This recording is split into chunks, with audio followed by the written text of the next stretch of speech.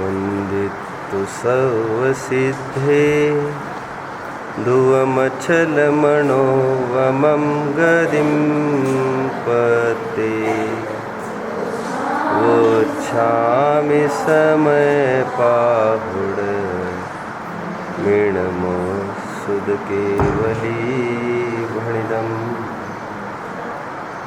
नमः समयसाराय स्वानुभूत्या चकाक्षते चित्स्वभावाय भावाय सर्वभावान्तरच्छिदे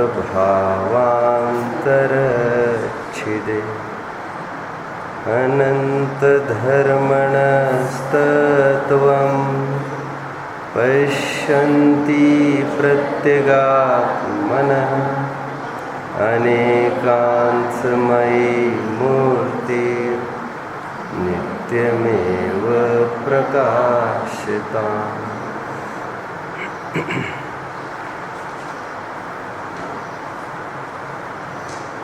किसी भी वस्तु का हमें यदि परीक्षण करना है, वस्तु के परीक्षण के लिए जरूरी है वस्तु का लक्षण हमें पता हो। वस्तु का लक्षण ही लक्ष्य की प्राप्ति के लिए एक अचूक साधकतम प्रबल साधन है। लक्षण को छोड़कर यहाँ वहाँ टटोल करने से हमारा समय और श्रम बर्बाद होता है। इसीलिए लक्ष्य के परीक्षण के पहले लक्षण के परीक्षण की भी विचार विवेक बुद्धि होना चाहिए। जैसे मैं आपको प्रश्न पूछूं, शादीशुदा का क्या लक्षण है? मैंने प्रश्न पूछा आपको, शादीशुदा का क्या लक्षण है? वैसे उत्तर आपको देने की आवश्यकता नहीं है। आपके मन में जो चल रहा है मैं यहाँ से कहता जाऊँगा, फिर मुझे जो कहना है वो भी कहता जाऊँगा। देखिए ना, मैंने आपको शादीशुदा कहा, मैंने ये तो नहीं कहा था कि विवाहिता का लक्षण क्या होता है, और अपने विवाहिता का ही लक्षण कहने को चाहा। कारण शादीशुदा पुरुष का कोई ऐसा लक्षण होता नहीं है। पढ़ना चाहे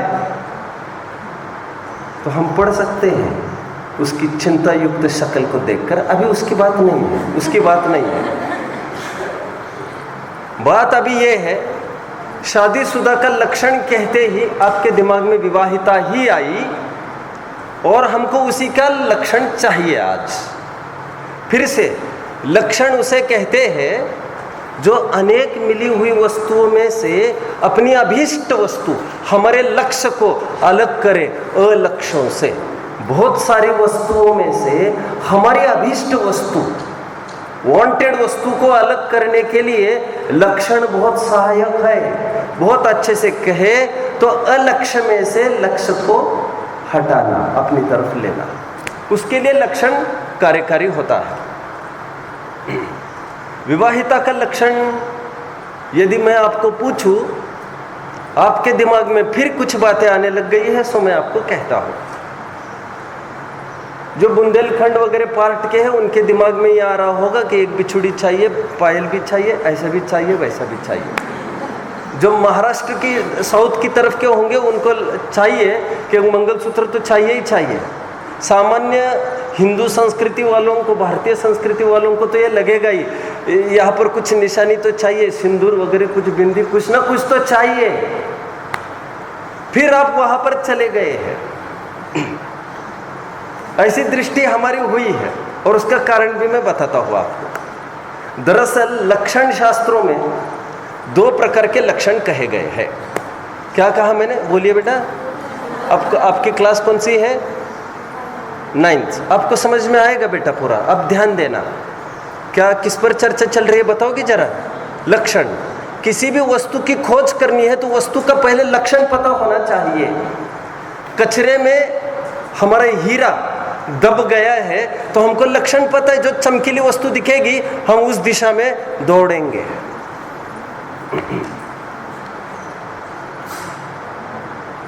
परस्पर व्यतिकीर्ण वस्तु व्यावृत्ति हेतु लक्षण, अपनी 3-4 दिन पहले बात आ चुकी थी। लक्षण शास्त्रों में 2 प्रकार के लक्षण कहे हैं। जैसे तीर्थंकर है, उनका लक्षण क्या होता है, मैं आपको पूछूं उनका लक्षण कैसे नियत करें, तो 2 प्रकार के लक्षण बताए न्याय शास्त्र में, लक्षण शास्त्रों में। एक अनात्मभूत लक्षण और एक आत्मभूत लक्षण। थोड़े के लिए मैं बता दूं, अनात्मभूत लक्षण वे होते हैं जो आप 10 किलोमीटर पर खड़े हो और आपको लक्ष्य का ज्ञान कराए, दूर से ही ज्ञान कराए, तभी तो कोई बात है। नहीं तो एक एक वस्तु की सर्च कोई प्रैक्टिकल और पॉसिबल तो हुआ नहीं करती। धुआं देखा, अग्नि का यह लक्षण है। क्या लक्षण है अग्नि का? धुआं यह अग्नि का लक्षण है। लेकिन और एक बात सावधान, आपको पहाड़ी पर चढ़ने की आवश्यकता नहीं है ऊपर क्या है देखने को। आप यहीं पर खड़े रहकर तय कर सकते हैं कि ऊपर अग्नि है। जहां जहां धुआं वहां वहां अग्नि होना अवश्यंभावी है, होगी ही होगी। इसको अनात्मभूत लक्षण कह रहा हूं मैं। क्या कह रहा हूं मैं? अनात्मभूत। एक मेंढक था, आप जानते हैं, इसी घर में मरा और इसी घर के आंगन के कुएं में पैदा हुआ वाला ये मेंढक है। मोह राग वशात उसको जो चाहिए कर्म प्रकृति उसको वही देती है, वही उछल रहा है अपनी गृहस्थ अवस्था की। पत्नी जब आती है पानी भरने आदि आदि जो घर वाले आते हैं, यकायक एक दिन उसके कान पर कुछ बात आई। वो क्या थी? दुंदुभी की आवाज आने लग गई। पूर्व भाव का संस्कार था, धर्म का भी। अभी कभी मौका पड़ेगा तो इस पर बताना चाहिए, लेकिन अभी तो मुझे आज का विषय पूरा करना। ज्ञान में दुंदुभी बज रही है तो दुंदुभी की ध्वनि कुछ असाधारण होती है और जन सामान्य को आकृष्ट करने की उसमें बहुत ताकत होती है। टोडरमल जी का अरहंत का स्वरूप का अंतिम लाइन कौन बोलेगा? अरहंत का स्वरूप अंतिम लाइन, अरहंतों का स्वरूप, मोक्ष मार्ग प्रकाशक पेज 2। लोक में प्रभुत्व के कारण क्या कहा? अरहंतों का स्वरूप समग्र रूप से समझाने के बाद अनंत ज्ञान क्या, अनंत दर्शन क्या, आदि आदि सब विवरण करने के बाद अंतिम एक लाइन भी डाली उन्होंने, और लोक में प्रभुत्व के कारणभूत ऐसी समोशरण आदि विभूतियों से भी वे भी युक्त होते हैं। क्योंकि दूर खड़े रहने वालों को यहाँ पर समोशरण है, भगवान है, यह कैसे पता चलेगा? भगवान का अनात्मभूत लक्षण सैकड़ों किलोमीटरों पर तय हो जाता है। कितने किलोमीटर पर? प्रॉपर वर्ड बोलोगे? प्रॉपर वर्ड 100 योजन तक। क्या कहा? दुर्भिक्षता का अभाव आदि आदि आदि आप सब जानते हैं। यह अनात्मभूत लक्षण हुआ तीर्थंकर का। ऐसे अनात्मभूत लक्षण भी हुआ करते हैं, आत्मभूत लक्षण भी हुआ करते हैं, लेकिन अनात्मभूत जो लक्षण होते हैं वो तात्कालिक होते हैं, इसलिए उसमें धोखा हो सकता है। जैसे उदाहरण के तौर पर हमने लक्षण बनाया, वो जो 100 लोग हैं उसमें जो चश्मे वाला आदमी है, अभी तो सबको चश्मे लगने लग गए, वो कोई ऐसी बात नहीं रही अभी। काला चश्मा वाला है, डंडे वाला आदमी है, उनको जाकर ये पर्चा दे देना है। तो इसको कहते हैं डंडे वाला, चश्मे वाला, इसको कहते हैं अनात्मभूत लक्षण। हमारा काम निकल तो आता है, लेकिन वो इतना तात्कालिक है कि थोड़ी भी नजर हटी उसकी, उस आदमी की, बीच में से कोई 1-2 जन निकले और मीनवाइल उसने चश्मा हटाया, डंडा गिर गया और दूसरा उठा रहा तो उसको देने के लिए साहब आपका, अब उसको यही नहीं पता चली ये आदमी है कि वो आदमी है। अनात्मभूत लक्षण काम के तो है दूरवर्ती वालों को, लेकिन बहुत तात्कालिक हैं और भ्रमरूप भी हो सकते हैं। आइए अपने प्रकरण पर, विवाहिता के लक्षण की बात अपन कर रहे थे। विवाहिता का लक्षण जो जो आप सोच रहे हैं, ये ऐसा चाहिए पैर में, ऐसा चाहिए हाथ में, आप अनात्मभूत लक्षण की बात कर रहे हैं। क्या कुछ ऐसा भी लक्षण है? उसके अलावा आत्मभूत लक्षण तो ये होता है विवाहिता का, मेरे जो कुछ है वे सब ये ही है, ऐसा पति में एकत्व, सर्वस्व स्थापित करना, यही विश्व है मेरे लिए। उपचार की बात सब चल रही है। इसे कहते हैं आत्मभूत लक्षण, पत्नीत्व का, विवाहिता का। समझ में आता है? क्योंकि अनात्मभूत लक्षण जो आपने बनाया मंगलसूत्र पने का, कारणवशात मंगलसूत्र के बिना भी देखी जा सकती है विवाहिता, और प्रसंग पड़े पर अविवाहिता भी मंगलसूत्र से युक्त देखी जा सकती है। देख रही थी वो कैसा बनेगा ये, मुझे आप समझ रहे बात को, वो टेस्ट ही चल रही थी उसकी बात। तो हो सकता है दोनों तरफ ये दूषित हो और किसी बहाने वो कभी उतार देवे शादीशुदा, लेकिन वो चीज नहीं उतार सकती जो उसका आत्मभूत लक्षण है। कितने जन फॉलो कर रहे हैं मेरी बात को? आत्मभूत और अनात्मभूत लक्षण को मैं समझा रहा हूं, फिर मैं मेरे अपने जो अभिष्ट विषय है उसमें मुझे प्रवेश करने में सरलता होगी। थोड़ा और विचार करना।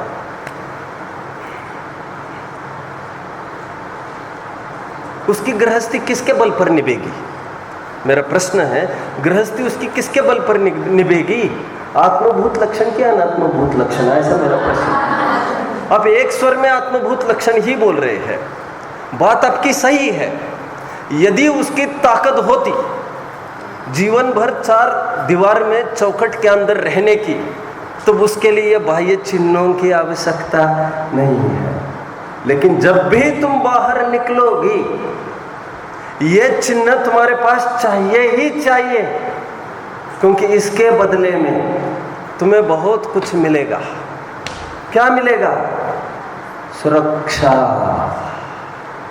समाज तुम्हें सुरक्षा देगी, सुरक्षा चक्र बनेगा ये लक्षण तुम्हारा। जब भी तुम घर से बाहर निकलोगी, घर में इसलिए आवश्यकता नहीं है क्योंकि घर में असुरक्षा का कोई सवाल खड़ा नहीं होता, लेकिन जब भी चौखट को पार करोगी तब ये सब निशानियां चाहिए, क्योंकि यदि कोई छेड़छाड़ करेगा तुम्हें, तो तुम्हारे पास यदि नियत निशानी होगी तो 10-25 लोग आएंगे तुम्हें बचाने के लिए। ये भारतीय संस्कृति बोलती है। लेकिन तुम्हारे पास नियत चिन्ह नहीं है, तुम वैसी ही लड़की दिखती हो हर प्रकार से, इसलिए पूछते हैं, लोग भी पूछते हैं आज साड़ी की आवश्यकता क्यों है?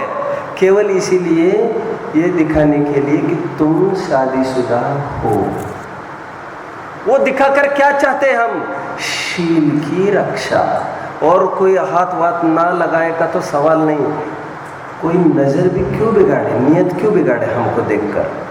ना किसी के विकार में हम निमित्त बने, ना हम हमारे विकार में किसी को निमित्त बनाए, अर्थात ना विकार करे ना कोई करे ऐसे साधन जुटाए। हर प्रकार से झलकना चाहिए था। आपकी शादी हो चुकी है ताकि किसी की नियत बिगड़ती ही नहीं, और एक मंगलसूत्र देखने पर फिर दुनिया देखती नहीं है पलटकर, क्योंकि इसने श्रद्धा स्थान में किसी को स्थापित कर दिया है। मुझे आगे बढ़ना है। अनात्मभूत लक्षण की आवश्यकता तब पड़ती है जब तुम घर से बाहर निकलते हो, और इसके बदले में तुम्हें बहुत कुछ समाज देगी। इसलिए समाज के लिए तुम्हें करना है, और इसके लिए समाज तुम्हारी रक्षा करेगा।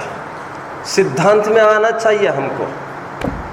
जिनको स्वरूप में ही रहना है, बाहुबली जी का उदाहरण लेना चाहूंगा, जिनको बाहर निकलना ही नहीं है, उनको 28 मूल गुण की आवश्यकता नहीं है। बाहर निकलना मतलब समझ में आया? जिनको चलना है, मुनि अवस्था की बात कर रहा हूं मैं, जिनको चलना है उनको इरिया समिति का ज्ञान जरूर आवश्यक है, क्योंकि तुम ऐसा करोगे तो समाज तुम्हारे प्रति वैसा व्यवहार करेगी। आहार, दान, उपदेश लेना आदि आदि आदि। यदि तुम स्वरूप में ही रहते तब तो फिर ये कोई क्राइटेरिया हम दिखाते बताते ही नहीं। वैसे केस लॉच का एक नियम है, आप सब जानते हैं। कितने दिन में केस लॉच होने का नियम है? क्या ख्याल है? हाँ, जघन्य रूप से 2 महीने, उत्कृष्ट रूप से 4 महीने। बाहुबली ने केस लॉच किया होगा, केस लॉच किया होगा, तो फिर वो दायरे में नहीं रहे क्या मुनि बने के? जिसको व्यवहार करना है, आप बात को समझिए, बात को, जिसको स्वरूप में ही रहना है अभी, जिनको आवश्यकता ही नहीं है आदान प्रदान की, उससे हम नहीं मांगते कुछ भी। आत्मभूत अनात्मभूत लक्षण समझ में आ रहे हैं आपको? जिनको शुद्धोपयोग से बाहर निकलना है, चौथा गुण स्थान ले लीजिए, उनको ये सब मर्यादा उनको ज्ञान में होना चाहिए। 8 मूल गुण कहे हैं, 5 अभक्ष का त्याग कहा है, विस्तार रूप से 63 गुण कहे हैं। कितने? सबका समन्वय लगाए सागर धर्मामृत ने ये मेहनत की है इस ग्रंथ में, और उन्होंने सब मिलके 63 गुणों की स्थापना वहाँ पर की है। इनके ये 8 मूल गुण, उनके वे 8 मूल गुण, 8 मूल गुण की भी तो कितनी सारी विवक्षाएं थी। फिर सप्तव्यसन का त्याग आदि आदि आदि। यदि शुद्धोपयोग तुम्हारे बस की होती तो हम ये आवश्यक नहीं मांगते तुम। आज प्रश्न खड़ा है हमारे सामने, शंकाकार की शंका उपस्थित हुई है, अमुक जीव ज्ञानी हुआ है, इसकी पहचान कैसे हो? समझ में आता है? समझ में आ रहा है प्रश्न? क्या क्या प्रश्न है? बोलो बेटा, एक मिनट बोलो बोलो, आप नहीं बोलो, आप बोलो। हाँ, क्या शंका खड़ी हुई है? बोलिए, आप बोलिए। ध्यान नहीं था ना? हाँ, अब बोलिए। हाँ हाँ, क्या शंका उत्पन्न हुई है? अमुक जीव मतलब पर्टिकुलर, XYZ, कोई भी पर्टिकुलर अमुक जीव ज्ञानी हुआ है, इसके पहचान का चिन्ह क्या है? ऐसे एक प्रश्न उत्पन्न हुआ है।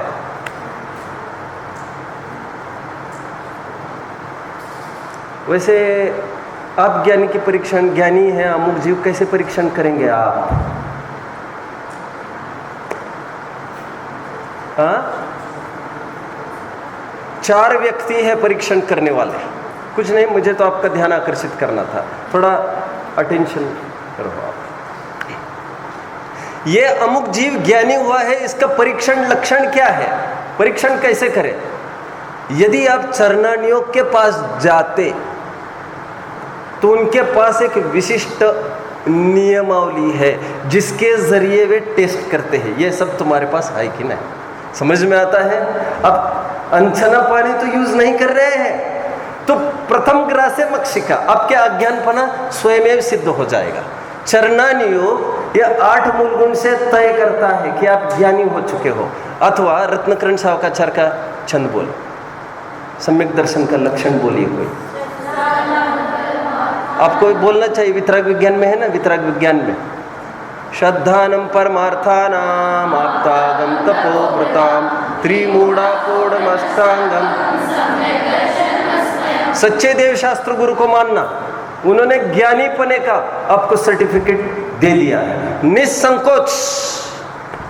25 दोषों से ये रहित है, इतने गुणों से युक्त है, निशंकित आदि आदि, ऐसे 63 गुण में कह रहा हूं बार बार। चरणानियोग सर्टिफाई कर देता है, ये ज्ञानी है। कर्णानियोग के पास आप जब जाते हैं, कर्णानियोग का ये क्राइटेरिया नहीं है। कर्णानियोग देखता है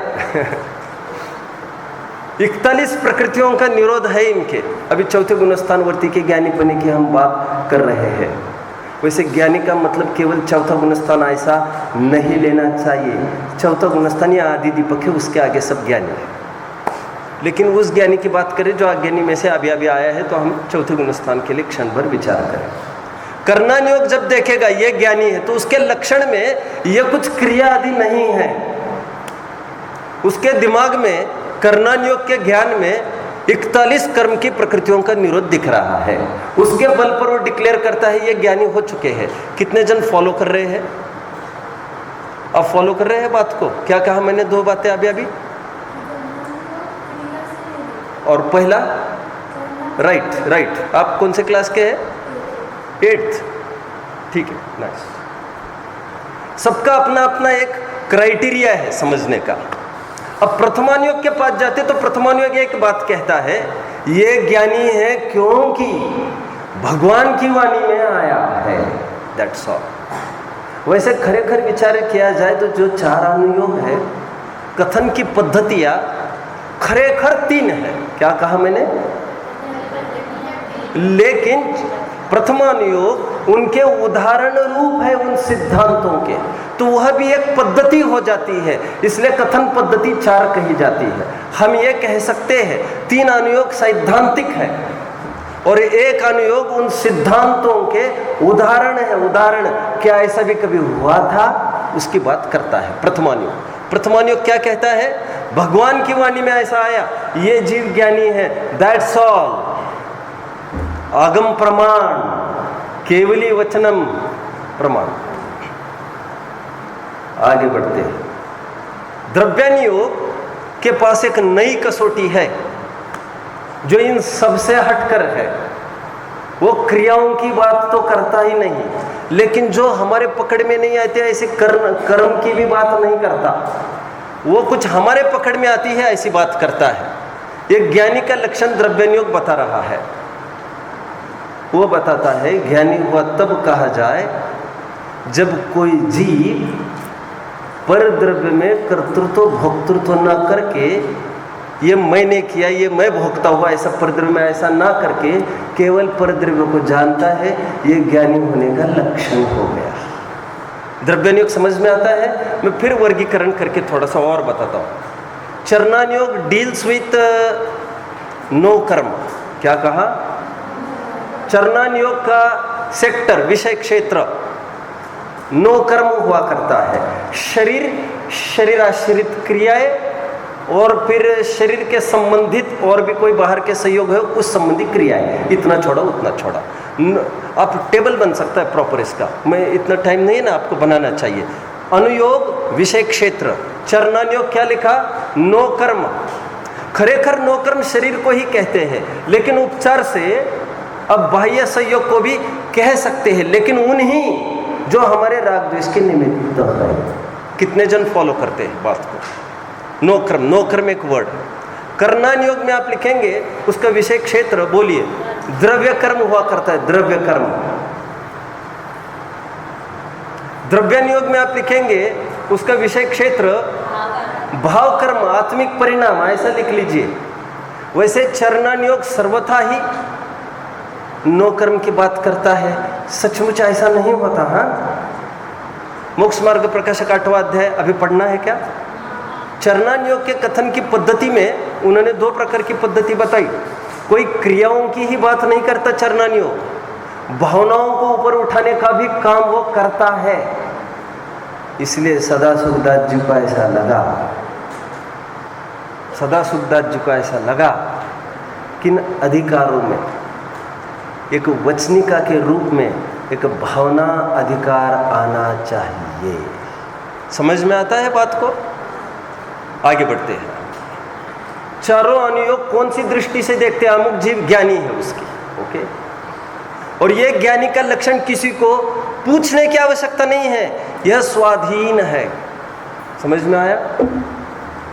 डॉक्टर तो बाद में चेकअप कर लेता है, डॉक्टर तो बाद में चेकअप करके बताता है तुम्हें बुखार हुआ है और इतनी डिग्री का हुआ है, वो पॉइंट टू पॉइंट बताता तो है। अब उदाहरण को अच्छे से समझिए।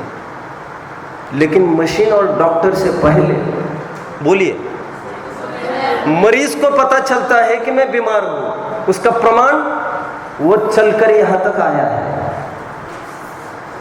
2 प्रकार के लक्षण बताए जाते हैं। अच्छा, इसके लिए बोलते 2 प्रकार के लक्षण बताए जाते हैं, ओके। एक लक्षण तो ये है बीमारी का, देखो फेस कैसा काला काला पड़ रहा है तुम्हारे, एकदम यू आर लुकिंग ग्लूमी, थोड़ा सा आप में ये, एक तो बाहर के लक्षण से हमने तय किया। एक तो और बाहर का हो सकता है, सब मुझे ऐसा होता है, थोड़ी चक्कर आती है, ये चक्कर तो फिर अब बाहर का लक्षण हो गया। खैर बाहर में जैसे लेप्रेसी वगैरह हुआ हो तो ये होता है, बाहर में पैचेस होते हैं, आदि आदि बाहर के लक्षण एक डीलिंग होता है। और एक ये होता है हमको फीलिंग का लक्षण होता है। डॉक्टर ने कहा अब 4-4 दिन के बाद दिखाने आना, फिर हम आपकी जांच फिर से करेंगे, स्वास्थ्य ठीक हुआ है कि नहीं हुआ है। क्या जरूरी है 4 दिन के बाद वो चला जाए दिखाने को? अरे जब हमको पता चलने लग गया है कि हम ठीक है, हम क्यों मशीन से जांच कराएं? ऐसा भी होता है। हालांकि मशीन तारतम्यता लिए हुए कथन करती है, पॉइंट टू पॉइंट, हीनादिक रूप से, डिग्री टू डिग्री। कितने जन समझ रहे बात को? ये तो ड्रॉबैक है जीव का, कि बस इतना ही फील कर रहा मुझे बुखार है, वो पॉइंट में नहीं बोल सकता, तारतम्य की बात चल रही है। कर्णन योग आपको पॉइंट टू पॉइंट बताता है ये कहां पर खड़ा है। अभी आपके बुद्धि गोचर ये सब आप नहीं बता सकते आप कहां खड़े हो, लेकिन सर्वथा ही कुछ नहीं पता चलेगा, ऐसा नहीं होता है। आप समझ रहे हैं? विषय ये है अमुक जीव ज्ञानी हो गए है, इसकी पहचान कैसे हो? Mind well. ये और दुनिया को नापने का जरिया नहीं बताया जा रहा है। और यदि दुनिया के ज्ञानीपने का आपको निर्णय करना है तो आपके पास एक ही चरणान योग का पैमाना है। फिर समझ में आता है? कोई अवधि ज्ञानी वगैरह होंगे तो उनको और एक पैमाना खुल सकता है कर्म की तरफ का। कितने जन फॉलो कर रहे बात को? फॉलो कर रहे बेटा? क्या रिपीट करना?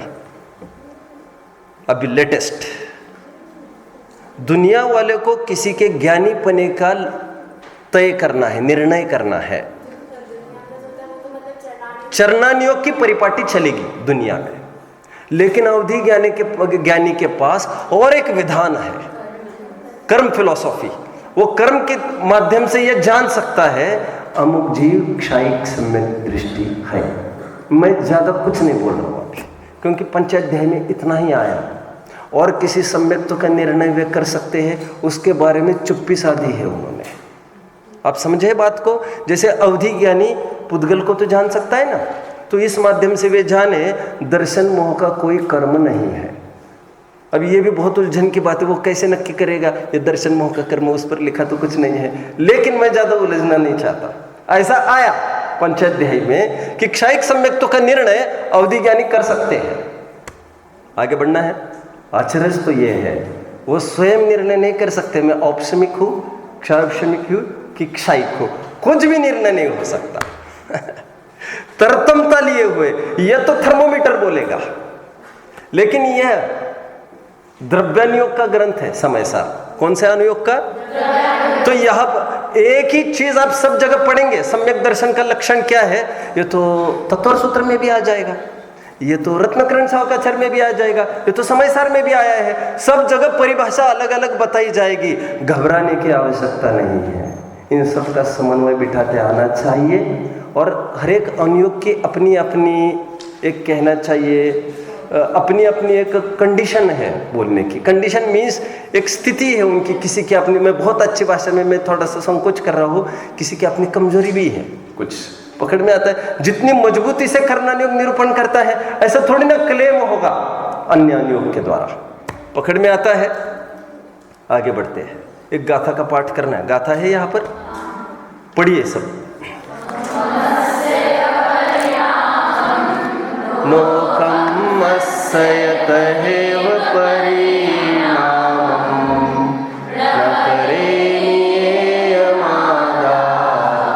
जो जानति सो भवति।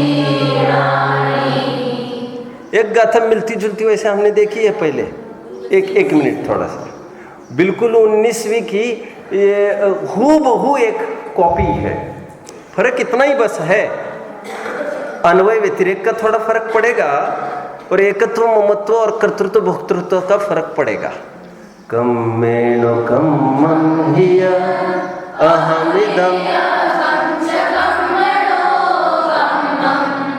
जाये साखर बुद्धि अपरिबुद्धो भवति। प्रश्न तो ये था वो अज्ञानी कब तक बना रहेगा वहां। आज ज्ञानी का लक्षण तय करना है, और द्रव्यान योग ने, अध्यात्म ने हमको वो लक्षण बताया है जो दुनिया को नापने के लिए नहीं है, जो केवल हम ज्ञानी हुए हैं कि नहीं उसको नापने के लिए दिया है। समझे? मतलब हमारा निर्णय हम ही कर सकते हैं। उसका बता रहे हैं, ये गाथा आप लोगों ने पढ़ी, यहाँ पर ये बताया जा रहा है, कम्मस्य परिणामम नो कम्मस्य तहेव परिणामम। जो कर्म का परिणाम है और नो कर्म का परिणाम है, जितना नो कर्म है और कर्म का परिणाम मतलब क्रोध आदि विभाव है, उनको मैं नहीं करता, उनको मैं मात्र जानता हूँ, ऐसा जो जानता है वह ज्ञानी है। ज्ञानी होने का लक्षण बताया जा रहा है, जो मैं अभी अभी बीमारी के 2 लक्षण बता रहा था ना, एक बाहर का लक्षण और एक अंदर का लक्षण। पहले हमको पता चलता है, और बाहर से पता चले न चले उससे बहुत बड़ा फर्क नहीं पड़ता, क्योंकि इलाज तो वैसे ही चालू कर ही देता है। इंपॉर्टेंट बात ये हुई, थोड़ा सा अभी नई तरफ हम मुड़ रहे हैं। एक महत्वपूर्ण बात इसमें यह आ रही है, ज्ञानी कौन? जो ऐसा जानता है, ऐसा मानता है, नौकर्म और भाव कर्म को मैंने नहीं किया। ये बात आई। भाव कर्म मतलब क्या होता है बेटा? भाव कर्म, व्हाट इज भाव कर्म? द्रव्य कर्म, भाव कर्म, नो कर्म। चलो अभी इसको ले लेता हूँ, अपना विषय यदि छूटता है तो मैं वी कैन कंटिन्यू दिस गाथा टुमारो ऑल्सो। मैं 3 चीजें बताता हूँ आपको, अटेंशन दो, है ना। पीछे कौन से क्लास के हैं बेटा? 8th के, ओके। अभी तो कुछ फॉलो कर रहे हैं? How many %? इन %? बोलो तो उतनी ताकत लगाऊंगा। 70, लेकिन 70 में भी यू आर 100% श्योर? चलो ओके, ठीक है। द्रव्य कर्म, नो कर्म, भाव कर्म की चर्चा करते हैं। क्या कहा? नो कर्म की चर्चा। यह पर्टिकुलर टर्मिनोलॉजी है कर्म भी। जैनियों की पर्टिकुलर टर्मिनोलॉजी है कर्म। मैंने टर्म का अर्थ बताया था आपको। टर्म वो होता है, पद वो होता है जिसको हमारी डिक्शनरी में देखना है आपको। दुनिया की किसी भी डिक्शनरी में उसका अर्थ नहीं मिलेगा। जैसे दर्शन और लोक का भी मैंने उदाहरण दिया था, आप लोग नहीं थे। जैसे मुख्य का अर्थ प्रधान होता है, ऐसा होने पर भी जो प्रधानमंत्री है वो तो मुख्यमंत्री नहीं है। तो प्रधानमंत्री का अर्थ कॉन्स्टिट्यूशन की टर्मिनोलॉजी में ही देखना चाहिए आपको। कर्म ये टर्मिनोलॉजिकल वर्ड है, यहाँ पर ना कर्म रूप विभक्ति की बात है, ना यहाँ पर कर्म मतलब जो नैयायिक आदि ने जो क्रियाकांड को, यज्ञ होम हवन को कर्म कहते, ना उनकी भी बात है, ना और कुछ बात है। द्रव्य कर्म, भाव कर्म, नो कर्म क्या है उसकी चर्चा हम करते हैं। जीव और कर्मों का अनादि से संबंध चल रहा है। कर्माण वर्गणाए कर्म रूप परिणमित होकर ये अपने ही इर्द गिर्द में एक क्षेत्रावगा प्रदेश में यहाँ पर स्थित है, बराबर। उसे कहते हैं द्रव्य कर्म। क्या कहते हैं? द्रव्य कर्म। यह द्रव्य कर्म जब बंधता है तो एक विशिष्ट काल के लिए बनता है। जब उसका काल पूरा हो जाए तब उदय में आकर वो असर दिखाता है। कितने जन फॉलो कर रहे हैं? जैसे कर्म का उदय आया पाप का, तो कितना भी पुण्य का काम करता रहे वो, तब वो अपना असर दिखाएगा जरूर। चखना कि नहीं चखना वो उसके अधीन है, लेकिन वो उसका असर दिखाएगा। अब समझ रहे हैं? मैं बहुत अच्छे से पुट अप करूँ। अभी देखिए, गाली किसी ने दी मुझे और मान के चलो मुझे गुस्सा आया, ओके। 2 चीजें की बात की मैंने, कौन कौन सी? गाली और गुस्सा। मैं ऐसा समझता हूं कि वो गाली दी है उसने, इसलिए मुझे गुस्सा आया है। हमारी कर्म फिलॉसफी ये कहती है ऐसी बात नहीं है। देखो ना, उस दिन तुम वहाँ पर गए थे, मंच पर सबकी प्रशंसा की, तुम्हारी प्रशंसा नहीं की, तो तुमको उतनी ही मिर्च उस दिन भी लगी थी बिना गाली दिए। और जबकि उन्होंने बहुत बाद में लेमेंट किया उस बात पर, रिग्रेट किया, खेद किया कि आई एम वेरी सॉरी, और साथ में ये भी कहा था और जो भी रहे होंगे माफ़ करना, हमारा कोई ऐसे विपरीत आशय नहीं है, और तुम्हें और मिर्च लग गई। और जब उन्होंने फ़ोन किया, हम तुम्हारा नाम भूल गए, और मिर्च लग गई तुमको, धड़ाक तुमने फ़ोन रख दिया। मतलब गाली का और गुस्से का वैसे तो कोई संबंध नहीं रहा। बिना गाली के भी गुस्सा देखने में आता है। और पंडित जी साहब की भाषा में गाली न देने पर कभी कभी अच्छा नहीं लगता। शादी ब्याह में कोई रस्म होती होगी जहाँ पर वो लालयित होता है, कोई गाली देवे मुझे तो फिर सब एवरीथिंग इज गोइंग ठीक, ऐसा उसको लगता है। और क्यों, दोस्त आपस में वही गाली देते हैं, देना चाहिए ये नहीं कह रहा हूँ, और वैसे ही थाप मारते हैं, हम उनकी बुरी मानते हैं क्या? और आशय यदि खराब हो और थोड़ा भी धक्का लगे तो आप बुरी मान जाते हो, बात उसकी नहीं थी। मतलब आप समझ रहे बात को? अभी दो बातें हमारे सामने हैं, गाली और गुस्सा। ध्यान रखना, गाली देने का काल और गुस्सा प्रकट होने का काल समान है, इसलिए आपको यह भ्रम हो रहा है। भ्रम होना जायज है, जायज है। जायज इसलिए है क्योंकि उसकी काल प्रत्याशक्ति है। क्या कहा? काल प्रत्याशक्ति means both the things are happening at the same moment. इसको काकतालीय न्याय कहते हैं।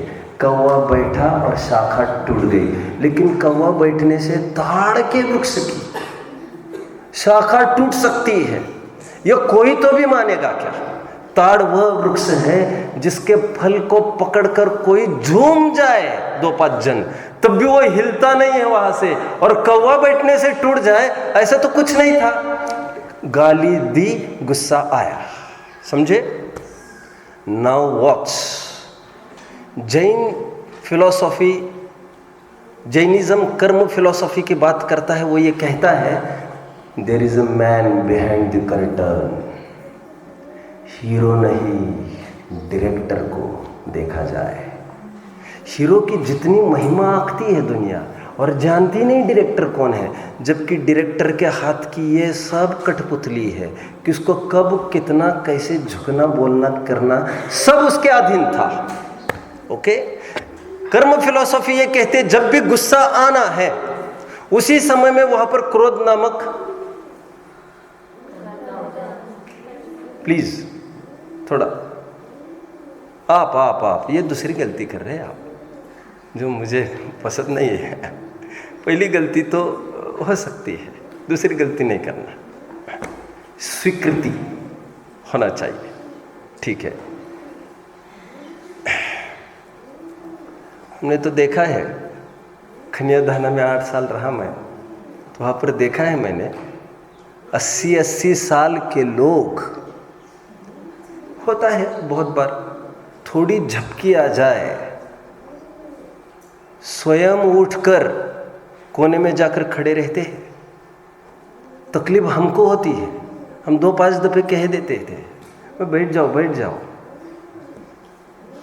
You go on. भाई बीमारी हमारी है और तुम टोकने के हम क्यों राह देखें? स्वयं स्थितिकरण का भी एक मार्ग खुला है ना हमारे सामने। और दूसरे हम नहीं गड्ढे से निकल पाए तो दूसरा कोई निकाल रहा है तो उसका तो एहसान मानना ही चाहिए था तुमको। ये चुप ना, तेरा क्या बिगड़ रहा है? तो इसमें तो कोई बात सुनो, इसलिए मैं हमेशा कहता हूँ आसपास ये तो स्थितिकरण है, उपचार का स्थितिकरण। मैंने उस दिन भी आपको कह रहा था जुड़ जाइए। गाली, गुस्सा, क्रोध नामक प्रकृति का उदय। तो कहते हैं नियामक कारण क्रोध पैदा हुआ है ना। सुनो अभी, क्रोध को हम कहते हैं भाव कर्म। क्या? उसके 2 कारण हैं, एक गाली और एक क्रोध नामक चारित्र मोह का उदय। ओके, चारित्र मोह का 148 प्रकृतियां है ना, उसमें एक प्रकृति, 4 प्रकृतियां क्रोध की है। अभी ज्यादा नहीं खोलूंगा मैं। कारण 2 कहे मैंने, एक गाली विजिबल दृश्य और एक अदृश्य इनविजिबल कारण, जिसको मैं कह रहा हूं हिडन ट्रुथ। समझ में आता है? जो ऊपरी तह तक जाता है और गहरा में कभी नहीं जाता, वो तो कुछ भी प्राप्त नहीं कर सकता। गाली को कहते हैं आश्रयभूत कारण। द्रव्य कर्म को कहते हैं उदय रूप कारण। क्या कहा मैंने? ये तो कार्य हो ही रहा है। भाव कर्म रूप कार्य के 2 कारण मैं कह रहा हूं, एक आश्रयभूत कारण, आश्रय रूप कारण, और एक तो उदय रूप कारण। आश्रय रूप कारण उसको कहते हैं, आप आश्रय लेना चाहो तो, न लेना चाहो तो, ये आपकी इच्छा। आश्रय रूप कारण समझ में आया? जिसका आश्रय लेकर तुमने क्रोध किया, लेकिन जिसके उदय में तुमने स्वतंत्रता से क्रोध किया। पकड़ में आता है? तीनों चीजें एक समय में खड़ी थी, लेकिन क्रोध होने के साथ साथ गाली हर दफे सामने खड़े रहना जरूरी नहीं होता, बराबर? लेकिन वो जरूरी में रहता है वहां पर। जब जब क्रोध होगा तब तब क्रोध नामक चारित्र मोह का उदय होगा ही होगा। ऐसी व्याप्ति है उनकी, समझ में आता है? जहां जहां क्रोध वहां वहां क्रोध नामक क्रोध का उदय, क्रोध द्रव्य कर्म कहना है मुझे, वो जहां जहां क्रोध वहां वहां क्रोध द्रव्य कर्म का उदय, और जहां उदय नहीं वहां क्रोध नहीं। ये अन्वय व्यतिरिक्त व्याप्ति घटित होती। थोड़ा क्लिष्टता की तरफ बढ़ रहा है मुझे लग रहा है। मैं 3 बातें कह रहा हूं। क्या क्या कह रहा हूं मैं? बोलो बेटा। भाव कर्म, द्रव्य कर्म, नो कर्म। क्या क्या कहा मैंने? बोल के दिखाओगे? नहीं, उनको कैसे विभाजन किया मैंने? द्रव्य कर्म को क्या कह रहा था? उदय रूप कारण। गाली को क्या बोला? आश्रयभूत कारण। और यहां पर कार्य संपन्न हुआ क्रोध। पकड़ में आता है? और सबका जो अभी अपने आश्रय रूप कारण था वो नो कर्म, वो नो कर्म। गाली को नो कर्म कहना, गेटिंग? और सब जगह ऐसा नहीं होता ना, क्योंकि इसलिए अन्वय व्यतिरेक नो कर्म के साथ कदापि घटित नहीं होता। क्यों? एक प्रश्न है। शेर सामने खड़ा हो तो डर होना चाहिए कि नहीं होना चाहिए? क्या ख्याल है आपका? होना चाहिए? होना चाहिए। और यदि हिरण हो तब तो क्या होगी हालत? हिरण के सामने शेर आए तो क्या क्या कहना है आपका? हाँ, भाग जाएगा, आपका कहना है। ठीक है, एक छंद बोलेंगे? सोहम तथापि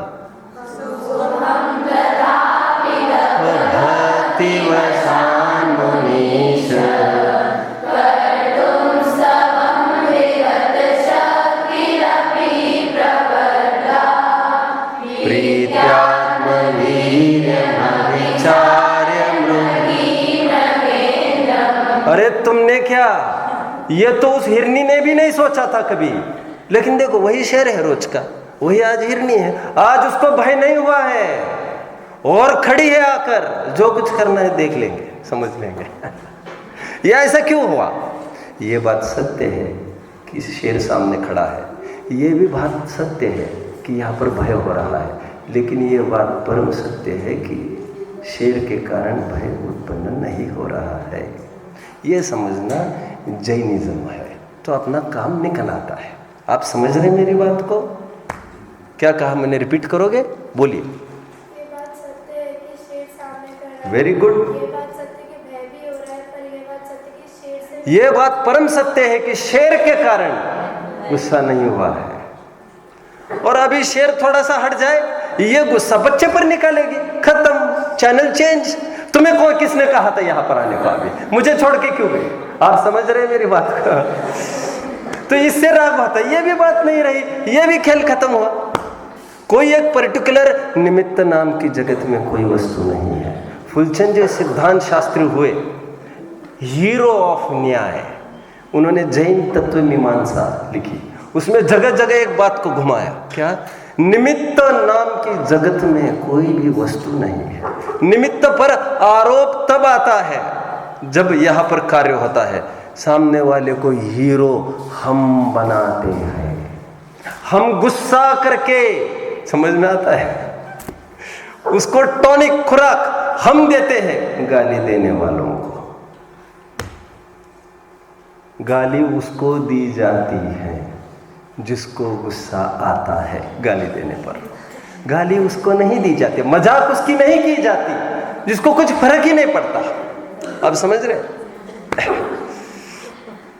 द्रव्य कर्म, भाव कर्म, नो कर्म की बात कर रहे हैं हम। भाव कर्म पैदा हुआ है हमारे प्रदेशों में, उसी टाइम पूरा हो चुका है। द्रव्य कर्म और नो कर्म ये तद्दन भिन्न क्षेत्र में है। अरे अच्छा, अभी 15 मिनट है अपने पास, तो मैं थोड़ा सा आगे बढ़ूँ, आपको इजी हो रहा हो तो आगे बढ़ूँ। मैं अन्वय व्यतिरेक की बात कर रहा था कुछ अभी थोड़ी देर पहले। क्या बोल रहा था बेटा? अन्वय और व्यतिरेक। अन्वय प्लस व्यतिरेक is equal to proper word क्या है आपके पास? व्याप्ति ज्ञान। व्याप्ति ज्ञान उसको क्या कहेंगे? तत्व और सूत्र में एक शब्द आया तर्क। तर्क। और एक प्रॉपर वर्ड बोलो, ऊह। ऊहापोह बोल दो इसे, ऊह, ये प्रॉपर है। अभी देखिए क्या है, जहां जहां धुआं, सुनिए, जहां जहां धुआं वहां वहां अग्नि, जहां अग्नि नहीं वहां धुआं नहीं। ये दो बातें हम कह रहे हैं। जो अस्थिपरक बात कही, जहां जहां धुआं वहां वहां अग्नि, उसे कहते हैं अन्वय। और जहां अग्नि नहीं वहां धुआं नहीं, इसे कहते हैं व्यतिरेक। किसी भी चीज का परीक्षण करने के लिए आपको व्याप्ति लगाना पड़ता है। जैसे फॉर एग्जाम्पल लिख लीजिए, फॉर एग्जाम्पल आप फॉलो कर रहे हैं। अब थोड़े मुझे उतने जुड़े ख्याल में नहीं आते।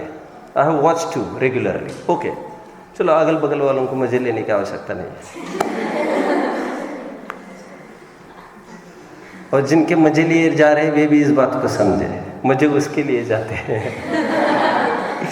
चलो, हंसी का पात्र तो बनेगा। कहाँ तक आए? अन्वय व्यतिरेक। हाँ, किसी भी चीज का निर्णय करने के लिए हमको व्याप्ति का ज्ञान बहुत होना चाहिए। जैसे बिना सोचे समझे हम उसी धुन में दौड़ते चले, मुझे पैसा कमाना है, मुझे पैसा कमाना है, मुझे पैसा कमाना है। For what? For what? कैसी बात करते हो? पैसा होगा तो क्या? सामग्री आएगी, सामग्री आएगी तो क्या? सुख होगा। तो आइए पहले पेपर वर्क बनाए। एक्सपेरिमेंट का रूल है, एक वैज्ञानिक का एक रूल होता है, without theory he doesn't go for practical, never. पहले पेपर वर्क होगा तैयार। पेपर वर्क में यह तय होगा, जैसे मान के चलो पैसे से सुख होता है, तो उसमें वो पॉसिबिलिटीज खड़ी करेगा। जहां जहां पैसा वहां वहां सुख।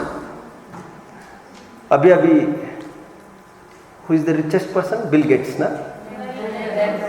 अच्छा, चेंज हो गया। ओहो, हमको वैराग्य होना चाहिए। चेंज हुआ ये तो मुझे पता है। आप थोड़े से यू आर ड्राउजी? नो।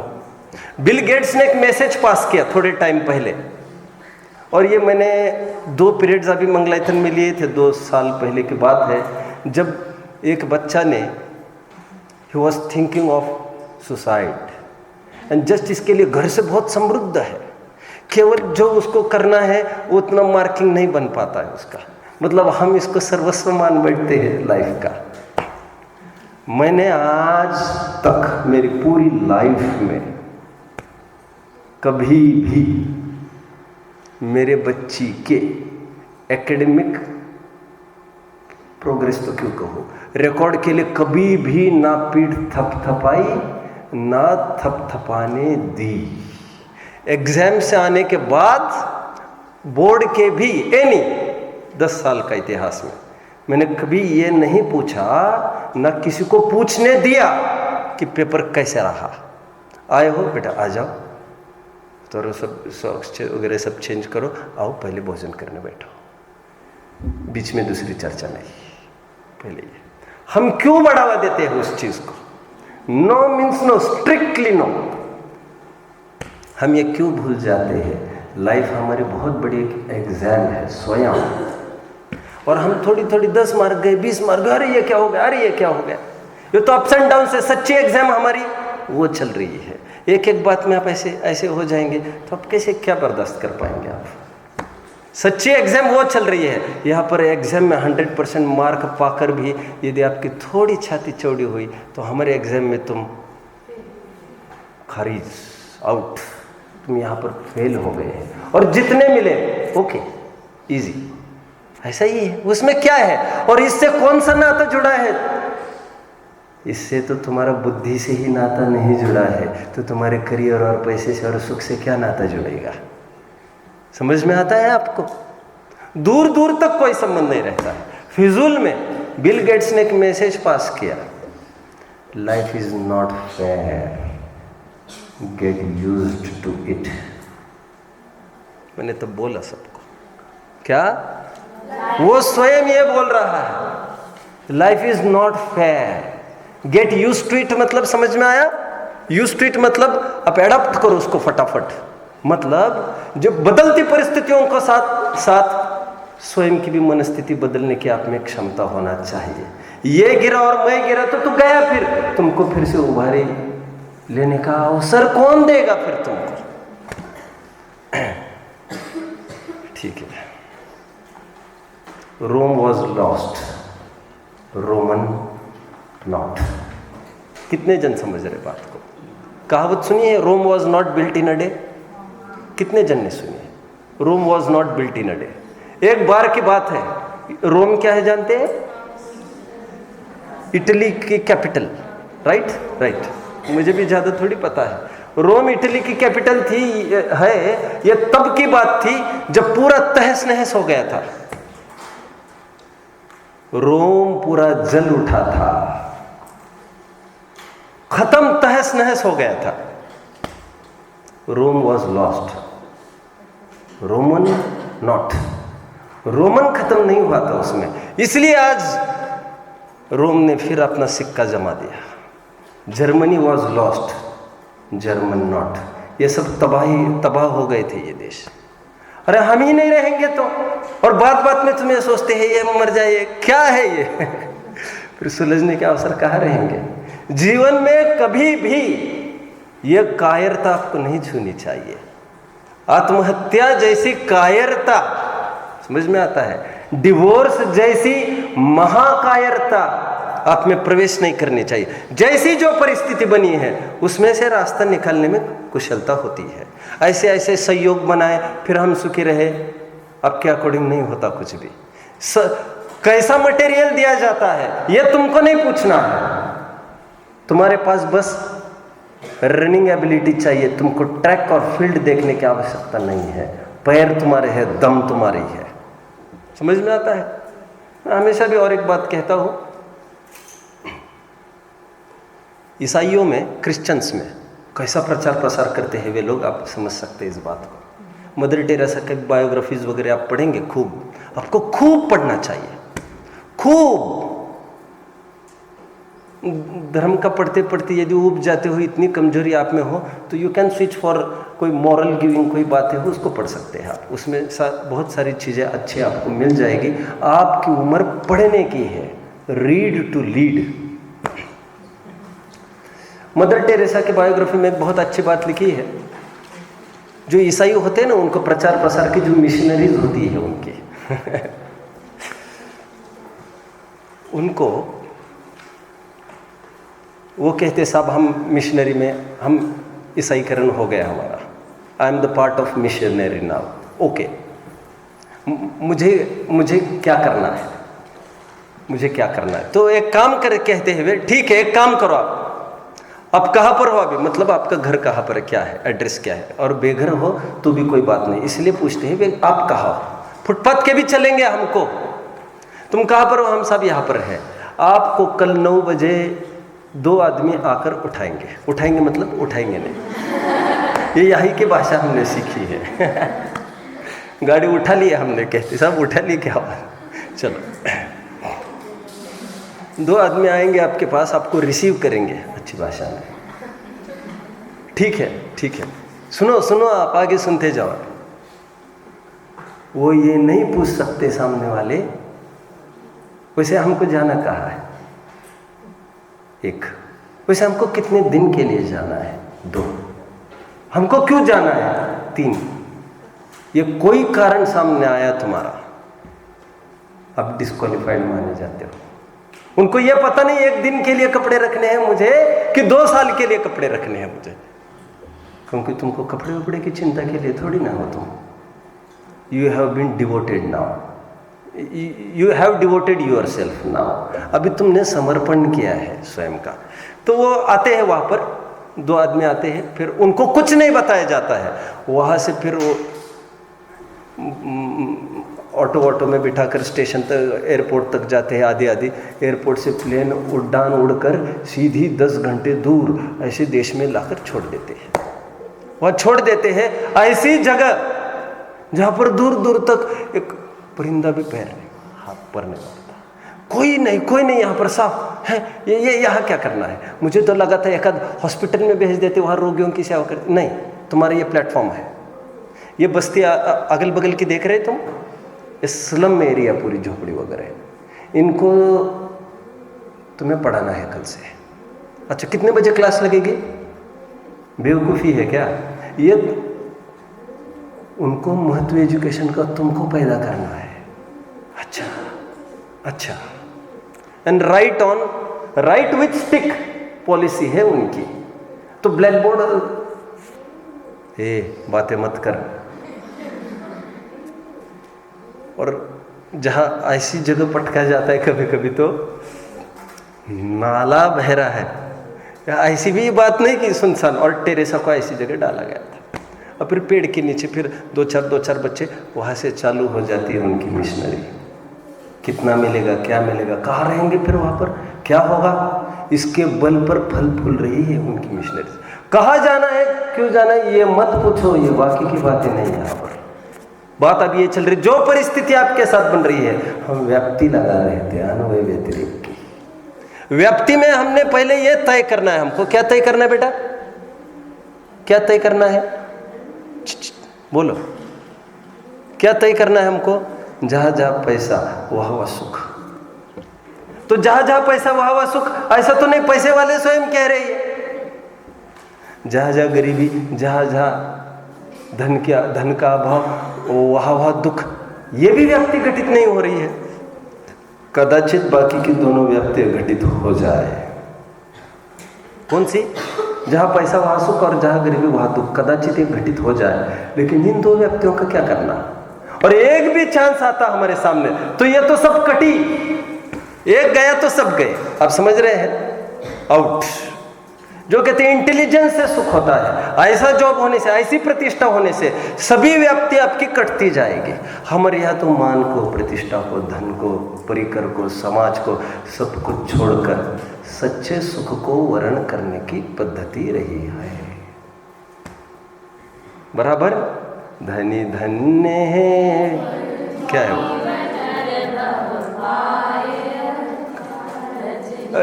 वैराग्य भावना के अंतिम क्या है?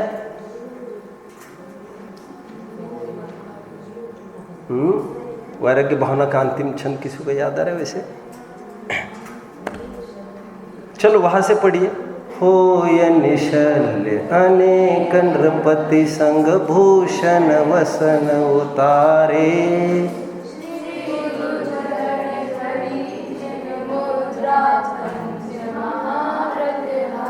आगे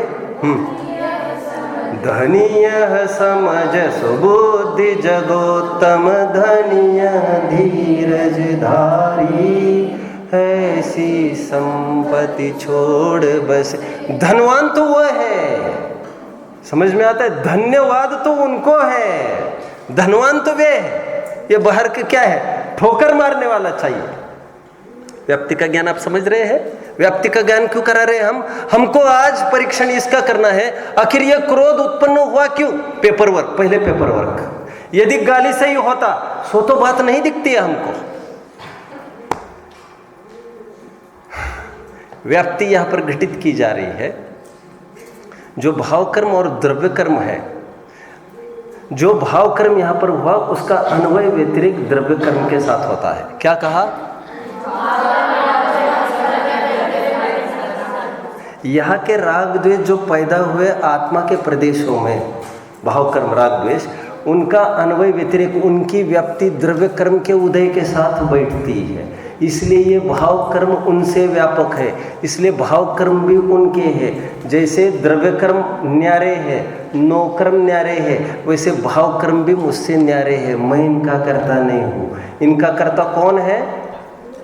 इनका कर्ता द्रव्य कर्म है, मैं उनका ज्ञाता हूँ। क्या कहा? बोलो बेटा, रिपीट करो, बोलो बोलो, रिपीट। हाँ रिपीट। किनका कर्ता द्रव्य कर्म है? ये जो मेरे घर में पैदा हुआ भाव कर्म हो, समझ में आता है? मेरे घर का मेंबर होगा, लेकिन चलती उस पर और किसी की है तो वो मेरी नहीं है वस्तु। पकड़ में आया? मायके से लौट के आ गई, सॉरी ससुराल से आई, लड़की यहाँ पर, और गांव में बहुत उल जुलूल बातें चल रही है। बहुत टाइम से बातें ये चल रही है कि वो वहाँ पर बहुत परेशान है, उसको मारा जाता है, होता है सब। आज बहुत टाइम के बाद, बहुत बुलाने पर भी आज मौका निकल आया है कि वो घर पर आई है मायके में, और घर में पूरी यही चर्चा है 50 जनों में, पुराने ज़माने का घर है, कि आपकी बार इसको अभी बिल्कुल नहीं भेजेंगे। जो बुजुर्ग है, मेन पर्सन है, जो फाइनल डिसीजन है घर की, उनके कोर्ट में ये बात पेश होती है, ये मांझरा है, मामला ये है, और हमने ऐसा सोचा है, और हमने देख लिया है, परीक्षण हो गया है, हमने देखा पीठ वगैरह पर सब निशान भी है मारे के। अच्छा, कोर्ट तो दोनों को देखकर निर्णय देता है, ब्रिंग द एक्यूज्ड, उस आदमी को खड़ा करो पहले हमारे सामने जिसकी ट्रबल है। बहुत बड़ी बात है इसमें, जिसको ट्रबल है उस आदमी को खड़ा करो, उसको बोला चलो तुम्हें बुलाया है। मिसगाइड समझ रहे हैं आप? वो बात कुछ भी नहीं है, वो चलो आपको बुलाया, सामने आमने सामने बैठे, क्या तकलीफ है तुम्हारी? कुछ भी नहीं, हमने सुना है आपके ससुर ने बहुत अच्छा है, सब अच्छा है, फिर ये ऐसा कुछ भी नहीं है। उन्होंने पूछा फिर क्या करना है? नहीं मैं तो जाऊंगी वहां पर। डिसीजन क्या आएगा फाइनल? डिसीजन फाइनल क्या आएगा? भले ही हमारे घर का मेंबर होगा, हालांकि है नहीं, अभी है नहीं, और अभी तो बिल्कुल ही नहीं है, क्योंकि होता तो ये यहाँ से अभी नक्की हो जाता ना, फिर ये बोलती ना मुझे नहीं जाना, वो कह रहे नहीं मेरा तो वही घर है, मैं तो अभी जा रही हूँ, मुझे यहाँ पर मन नहीं लग रहा है। तो उसको तो पूछा जाए कि वो किसके अधीन रहना चाहती है, किसके अधीन है। हमारे कहने से उसको मुंह से तो बोलने दो, ये तुम बोल रहे हो सब, वो किसकी है? लड़की जो आई है आज घर पर, वो किसकी है? ससुराल वालों की कि मायके वालों की? उनकी है। ये नक्की हुआ उन्हीं की है। सिद्धांत किस में घटित कर रहे हैं हम? भाव कर्म भले ही पैदा हम में हुआ है आत्म प्रदेशों में, लेकिन किसके इशारे पर नाचता है? द्रव्य कर्म के उदय के इशारे पर नाचता है। उसकी तीव्रता मंदता लेकर यहाँ पर भी कुछ ऐसा होता रहता है। मैं ज़्यादा उलझना नहीं चाहता अभी, क्योंकि पुरुषार्थ के अवसर हर जगह हुआ करते हैं। जब भी यहाँ लोभ हुआ है वहाँ पर लोभ का उदय आया है, जब भी यहाँ क्रोध आया है वहाँ पर क्रोध का उदय हुआ तो है। ये उनके हिसाब से चलता है काम, तो ये उन्हीं के है। इस गाथा में ये बताया जा रहा है ज्ञानी होने का चिन्ह लक्षण क्या है? जो द्रव्य कर्म को, नो कर्म को तथा भाव कर्म को भी अपना किया हुआ नहीं मानता, पर का मानता है, पर का किया हुआ मानता है, वह ज्ञानी है। तो वो करता क्या है? वो द्रव्य कर्म, भाव कर्म, नो कर्म को मात्र जानता है। जो उनको जानता है वह जानकार आदमी है। समझ में आता है? जो उनको जानता है वो ज्ञानी है। कैसा जानता है? लेकिन कैसा जानता है? ये मेरे द्वारा किए हुए नहीं है, ये सब प्रकृत प्रॉपर्टी है। ओम नमः।